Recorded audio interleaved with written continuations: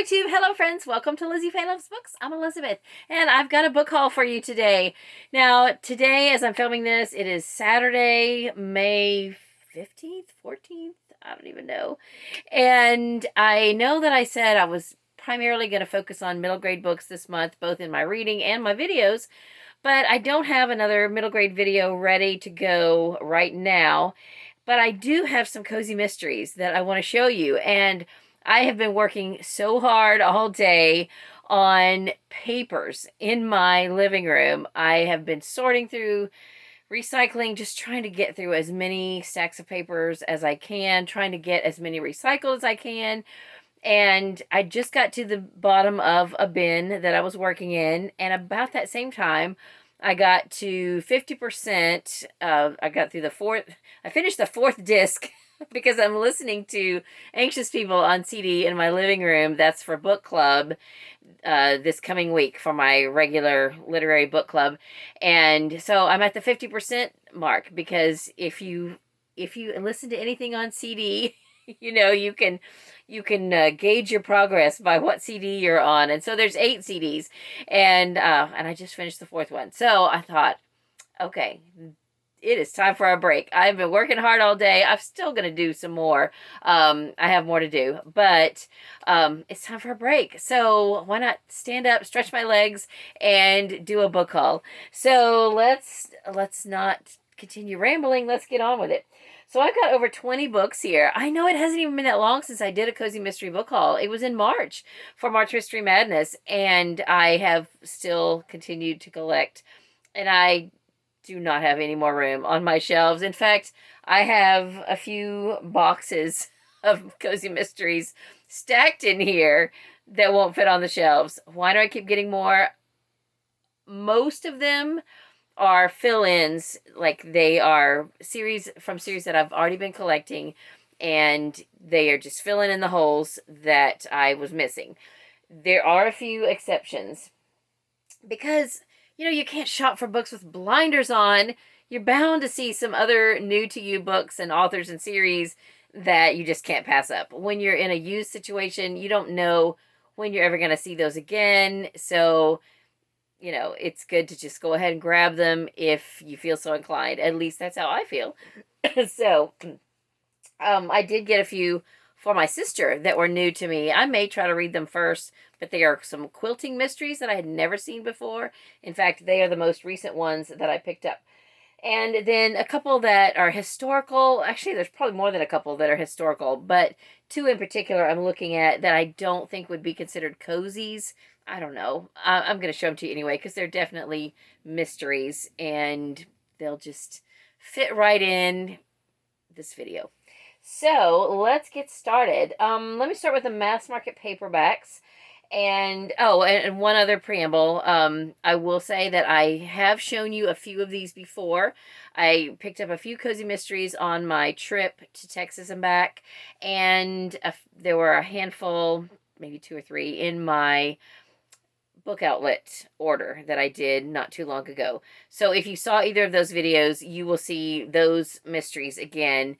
But I wanted to go ahead and throw them in here because sometimes people just click on, if they're looking for cozy mystery content, then you may have just joined us because you were just looking for cozy mysteries and you've never seen my channel before and you don't know about all those other things that I've already done. And I'm probably about to lose you because I'm rambling too much. So let me get on with it. Okay, so let's do the mass market paperbacks first. And I'm not even going to worry with telling you where I got these. It doesn't really matter. Most of them came from used bookstores, even the ones that I got on my trip, because that's the predominant place that I shopped for books. And so I'm really excited that some of these were the last ones I didn't have for a particular series. And almost none of them are series that I've already started reading. There's a couple that I have started reading. But anyway, so this is from a series of 5. And now I have the 2 that I didn't have. The series is the Antique Lovers Mysteries by Deborah Morgan. And I already had 1, 3, and 5. So now I have books 2 and 4. Book 2 is The Weedless Widow. Looks like a fishing theme. And then book 4 is 4 on the Floor very appropriately titled. And yeah, I remember showing these in my trip video because I remember pointing out that car. My husband's a car guy, and I didn't know the first thing about antique cars until we started dating. And now I'm a little more knowledgeable, but still not even close to the amount of knowledge that he has about antique cars. This one I know I got at uh, my public library. In fact, that was really where several of these came from, because all of a sudden one day I walked in the library, looked at the sale shelves, and they had just put out a whole shelf full of cozy mysteries. Some were ones I already had, but I had to just go back home and get my list and get my my Kindle, which has all my books cataloged, and grab all the ones that I didn't have. So this is from the Embroidery Mystery Series by Amanda Lee. I think I have most of these now. This is book 5, Thread on Arrival. Actually, I don't have most. I think I have about half. I think there's 10 in the series, and I have 5 of them, but I'm still missing maybe book 3 or 4. I've got 5 and 6, and I'm pretty sure I have 1 and 2. So anyway, I've heard really good things about this series.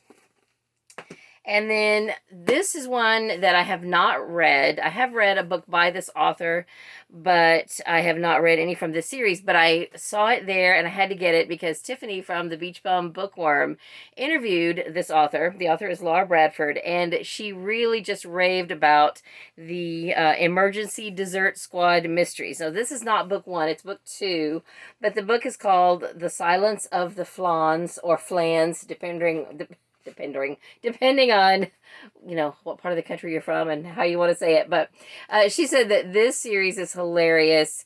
They they do emergency last minute catering, and they bring it in like an ambulance with the sirens going and stuff. So it just sounds really, really fun. And now I'm definitely going to be on the lookout for book 1. This is not even a library copy. There's no stickers or anything. It looks brand new. So I'm excited about that one.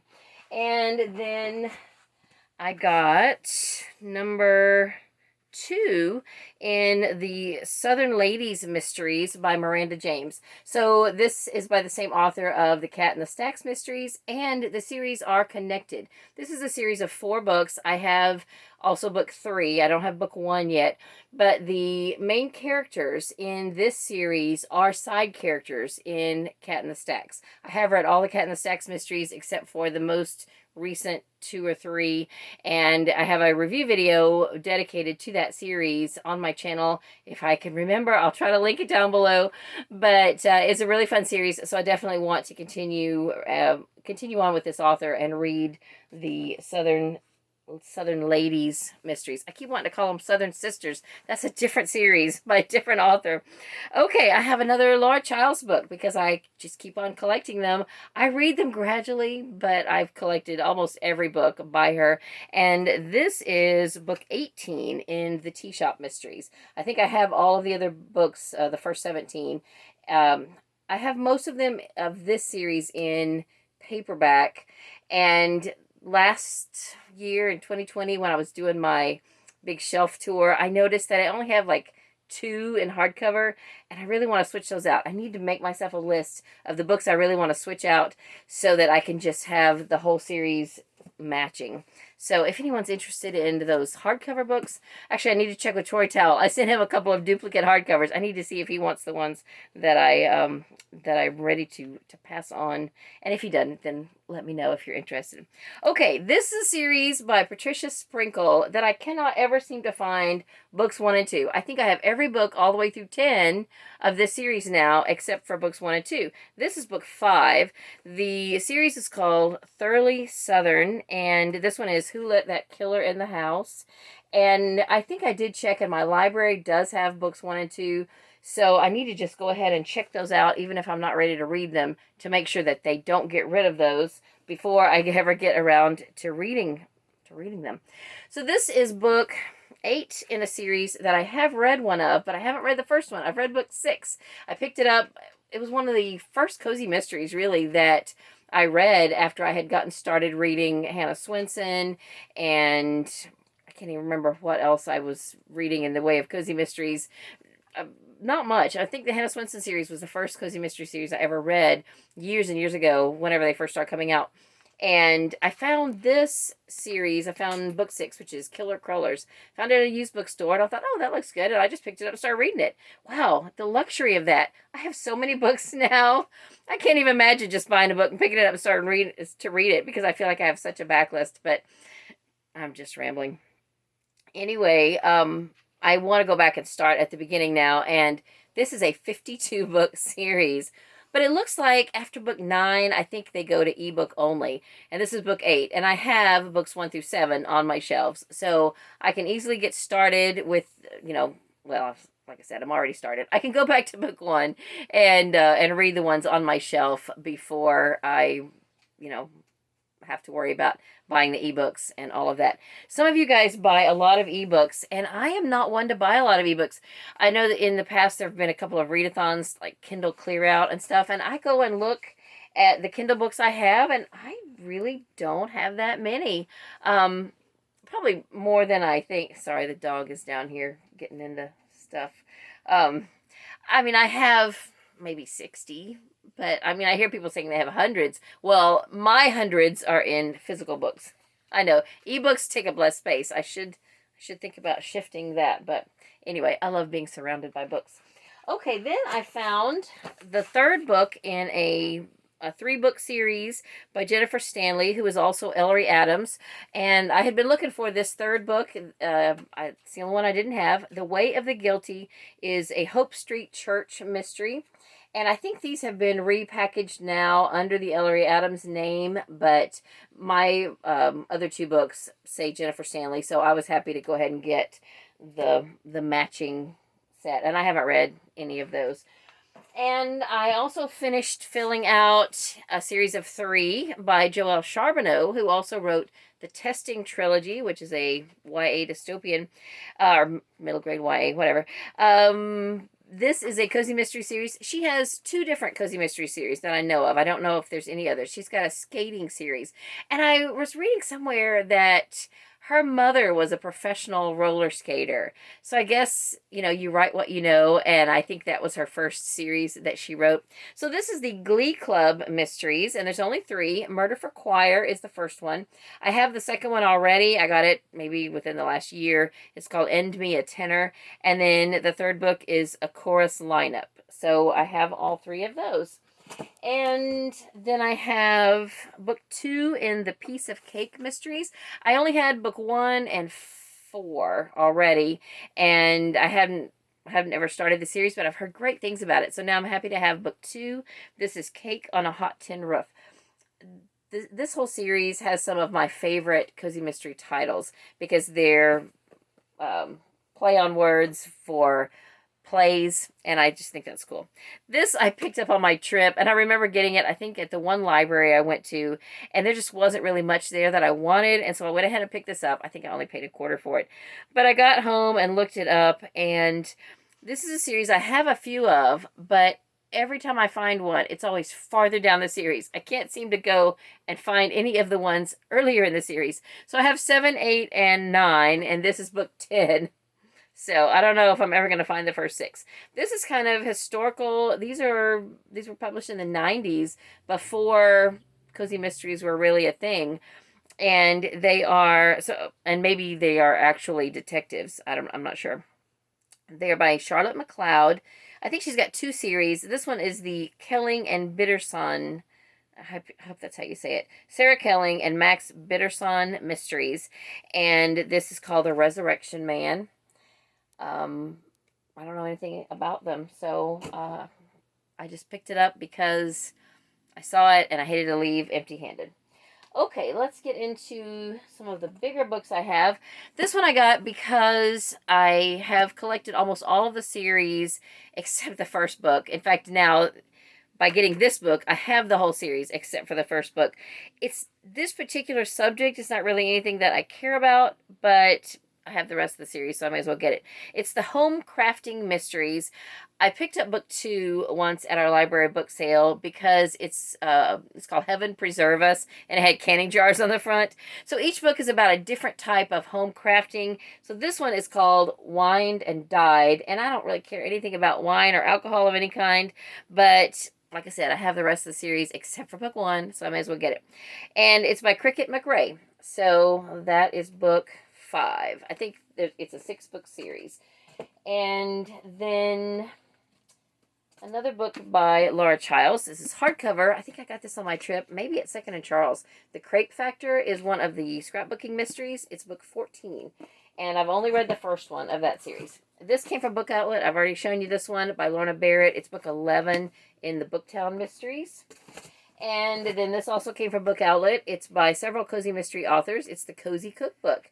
And I am really excited about this one. It doesn't have no photos or anything, or drawings or graphics, which I love cookbooks that have that. But anyway, I'm excited to dig into that and see what I can find. And then this is the books that I got most recently with my sister in mind. When I picked them up, I was at a library bookstore, and I found each of these all in different locations, but they're all part of the same series. And I need to go back and see if they have any more of them in the back room, because they're books 1, 3, and 5 in the same series, and they were all different prices. So I found one of them out front on the clearance shelf, and I think it's the 50-cent one. This is book 1. It's the oldest one, so I think that's why it was out in the clearance cart. This is Quilt as Desired. These are by Arlene Sacatano. I hope that's how you say it. They are Harriet Truman Loose Threads Mysteries. And so that's the first one. So then I found this one on the regular fiction shelves. It's book 3 in the series, The Quilt Before the Storm. And then on the cozy mystery shelf, I found book 5, which is Quilt as You Go. So I have 1, 3, and 5 now, and I think these are something that my sister would definitely enjoy. And I am excited because anything that's quilt related or sewing related, I always want to get with her in mind.